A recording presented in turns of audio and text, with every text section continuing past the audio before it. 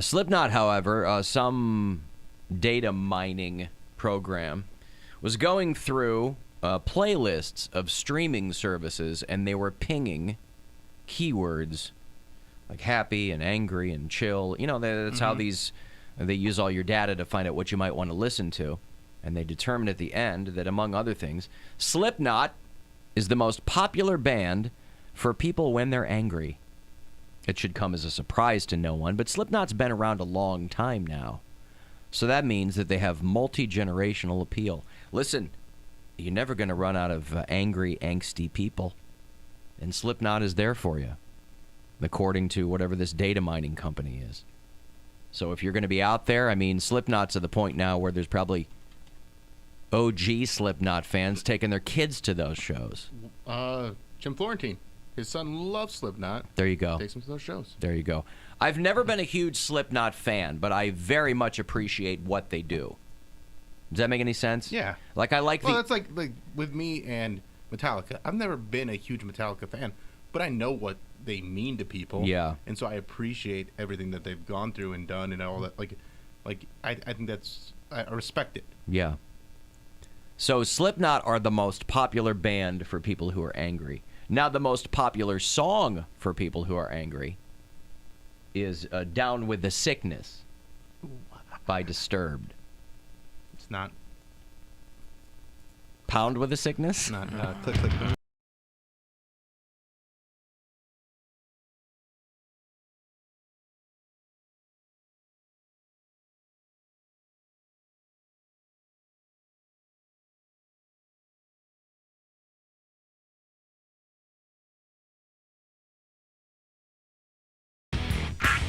That probably does make some people very angry, doesn't it? Yeah. Pound with the Sickness? Probably. It's got to get somebody's undies in a bunch. Yeah, because they're like, you're ruining this song that I love. And I use this song to help get my anger out, and this song now makes me angry. It's a conundrum. It's so meta. Mm-hmm. We were talking about Billie Eilish before the break. She's part of our Alter Ego Festival in L.A. in January. She will be a month into her 19th year, turn 18 in a couple of weeks. I neglected to mention, talking about people getting paid, she got $25 million for a documentary that will air on Apple TV. Really? Yeah. $25 million for a documentary? They've already shot it, so it's in the can. And, yeah. But, like, what documentary would be worth that much, especially for a newcomer like her? Listen, if you have spent any amount of time, by the way, on Apple TV Plus, there ain't a whole lot there. Yeah. And they're playing catch up. They got that morning show, they got and money.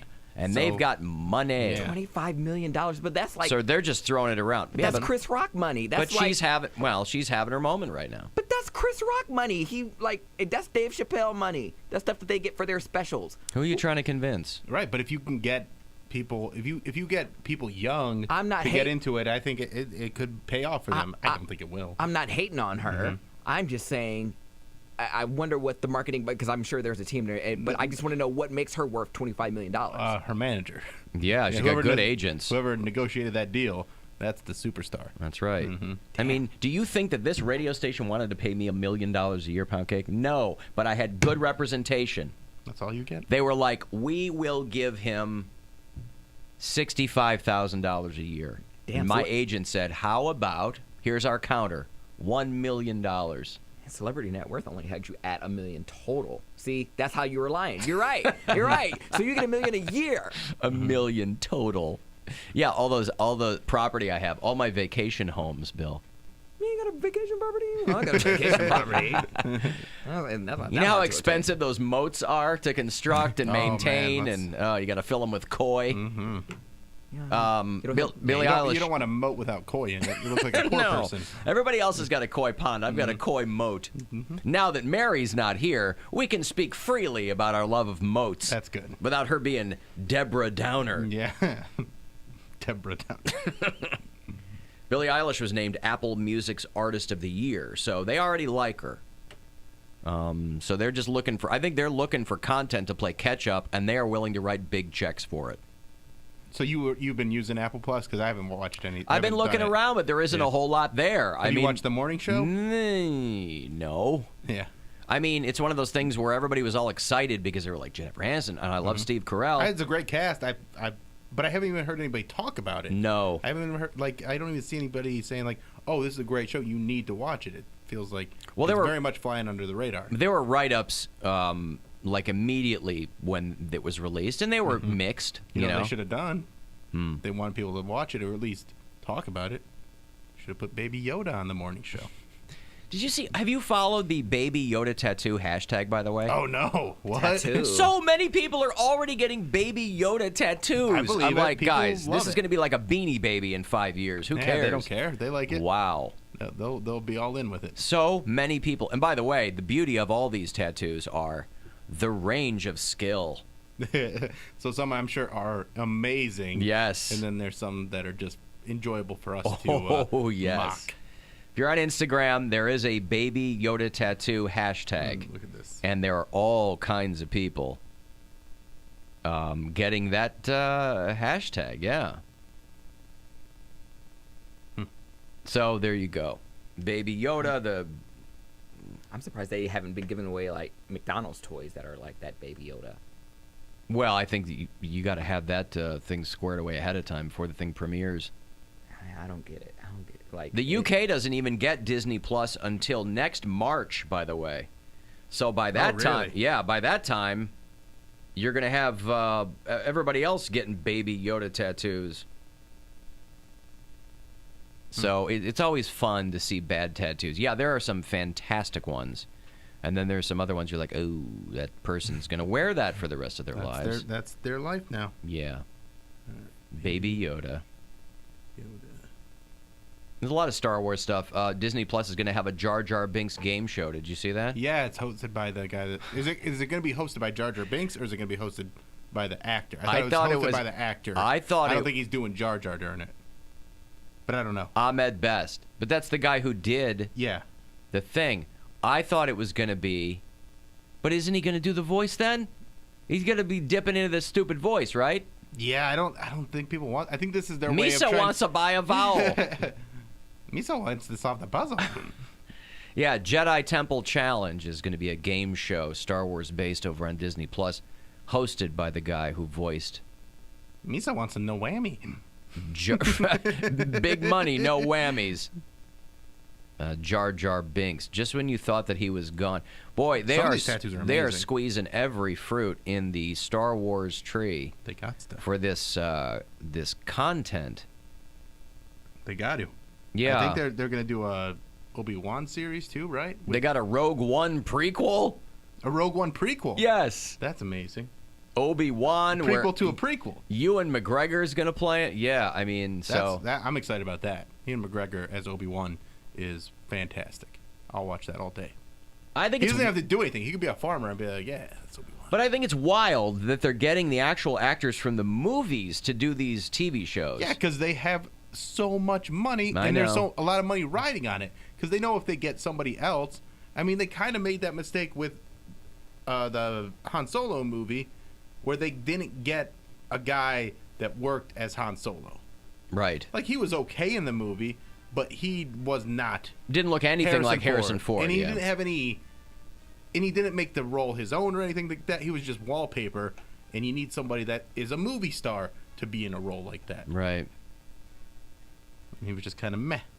Yeah, everybody was kind of dragging Billy. Well, some people were. Billy D. Williams, somebody referred to him as gender fluid, and he kind of went along with it, and then later on had to be like, I don't really know what that is. He said, I was saying that guys need to be in touch with their feminine side. But because he's an 82-year-old man in 2019, the headlines were, Billy D. Williams comes out as gender fluid. Saw that. Which is fine. There's nothing wrong with that, even if he said that. But that you saw a lot of, like, okay boomer comments. And I'm like, look, if you believe in it, gender fluidity isn't just something confined to the 12 to 24 demographic. That's not something you own if you're young.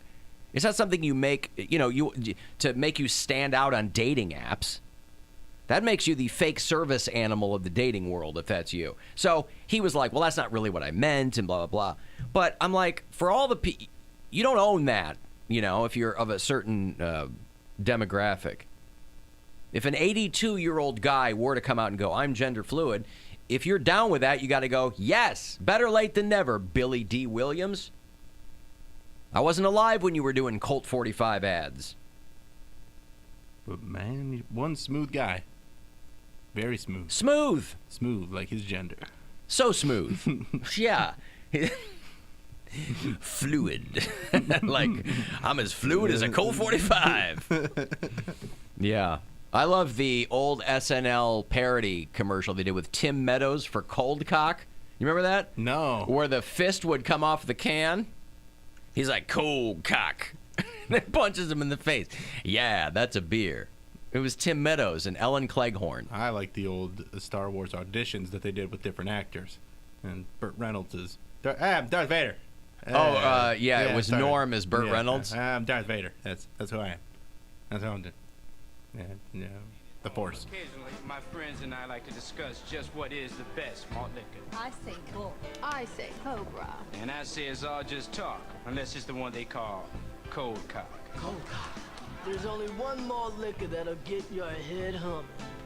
Cold cock's the one you'll never see coming.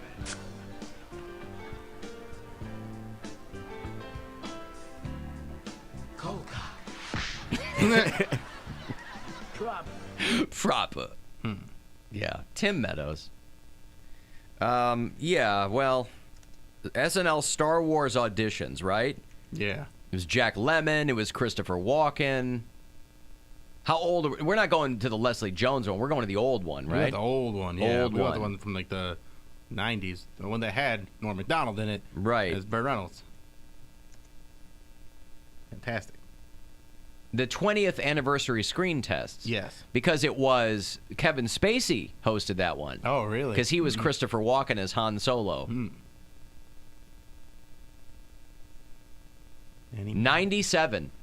Because they released the 20th anniversary box sets and all that crap. They kept re-releasing Star Wars and I remember I got the... I remember the 20th anniversary because that was the one right before they did the special editions, I believe. Yeah. And those ones, or maybe it was like the 15 year that I got, but it was like, it was we had them all taped off of TV for a while, and then we finally got like actual tapes of them. Oh, I remember for that Christmas, somebody bought me the VHS box set. Yeah. And like of the remastered VHS. Empire was blue, Yep. Return of the Jedi was green, and New Hope was, I want to say like red, I think, yeah. He's never before seen screen test.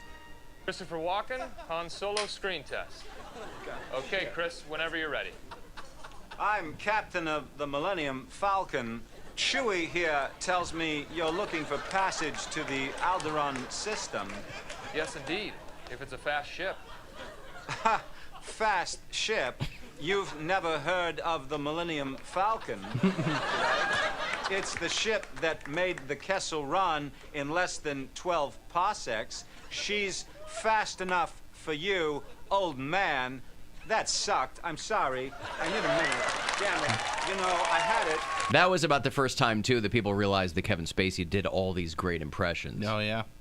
Well, I Why remember... did Kevin Spacey have to rape all those dudes, allegedly? He's so talented, I right? thought he just groped. I didn't know he raped. I think maybe he did grope, but that was like the... But he'd also do, like... He was very handsy on set. Yeah. And he was always... Is that on the same level as rape, though? But he's doing a lot of quid pro quo type Yeah. things. Or like he's like, if you can get me dirt on Joe Biden, Right. That's your. I'll sign your document. There you go. Somebody texted me earlier in the show. They were in a meeting. Somebody mentioned that they signed their document, and they were like, I started laughing out loud, and nobody knew what I was laughing at. I find that such a clever phrase. That's the best. I love that. Rather than S a D, sign a document. I love that. Just get over here and sign this document. Because it's really professional. You're like, if you're banging your secretary, you're like, Claudia, I need you to come in here and sign some documents. And no one's the wiser. Yeah, I love that. I love it. It works in every setting. If you're a professional football player, hey, Amanda, my assistant, I need you to get in here and sign a document for me because I don't have any hands. I like in Poundcake's world, everyone at the corporate level is porking their assistant. I know, just everyone that's porking their assistant has a great way of saying, I need something done. It's a sign of He doesn't making say it. Claudia is 65 years old. No. Claudia, get in here, will ya? It's a rite of passage. After you reach, like, I don't know, a certain level of, say, $500,000 a year, I think you deserve to bang an A assistant. rite of passage for whom? People who make $500,000 a year or Wow, more. rite of passage. I think you deserve to bang your assistant. It comes with the territory. Claudia, get in here. I just made my first $1 million. I know we've never even spoken more than 5 sentences to each other, but I'm going to have sex with you. I need you to sign this document, then I need you to sign this NDA. There you go. It's a rite de passage. Or this gag order. A quid pro blow, if you will. Quote. Bro. A quid pro bro. The high pro glow. So glow. Yeah, well, anyway.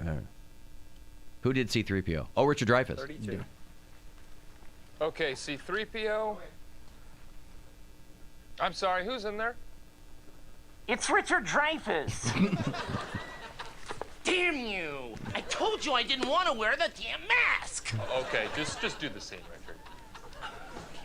What I really need is a droid that understands the binary languages of moisture evaporators. Evaporators? Sir, my first job was programming binary load lifters. Anything this big before. Walter Matthau as Obi-Wan Kenobi, right? More Kevin that's funny. Spacey. They didn't, but we are meant to think they did. These tracks are side by side. Sand people always ride single file to hide their number. That's a funny mouth out. Yeah, that's pretty good. Where's Burt Reynolds? That's wild. They did a couple different segments of this. Yeah, right. I'll see if I can find that one. All right. All right, I got a break. You want to text me here, 35192, AlanCoxShow.com for everything else. Use the keyword 10 on the site.